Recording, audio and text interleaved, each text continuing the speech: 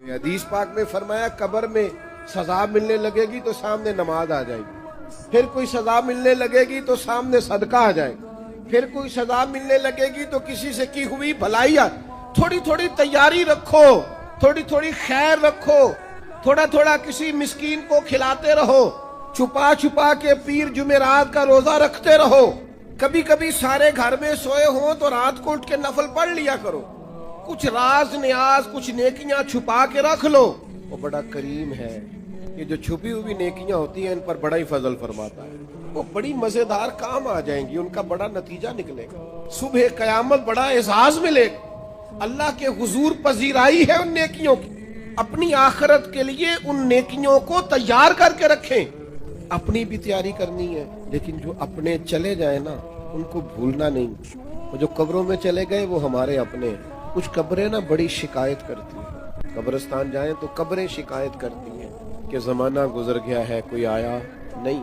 اپنے گاؤں میں اگر قبرستان کسی گاؤں میں ہے تو وہاں بھی فون کرو، بارشوں کے بعد ضرورت ہوتی ہے قبروں کا پتہ لینے، تھوڑی تھوڑی توجہ، جانے والوں کی قبروں پر جانا، ان کے لیے دعائے مغفرت کرنا۔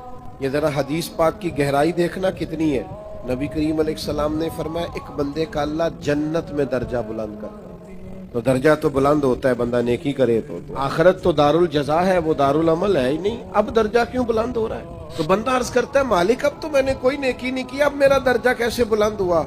تو اللہ فرمائے گا تیرے پچھلوں نے تیرے لیے دعا کی ہے، بخش میں نے پہلے دیا ہے، لیکن اب جب وہ دعا کریں گے تو تیرے درجے بلند کر دیے جائیں گے۔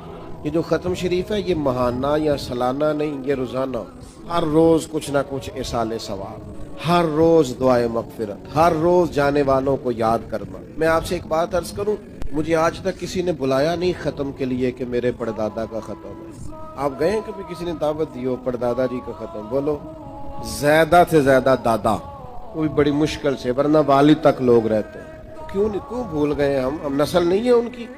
پردادا نہ ہوتے تو دادا ہوتے تھے، تو ہم بھول جاتے ہیں اپنے بڑوں کو۔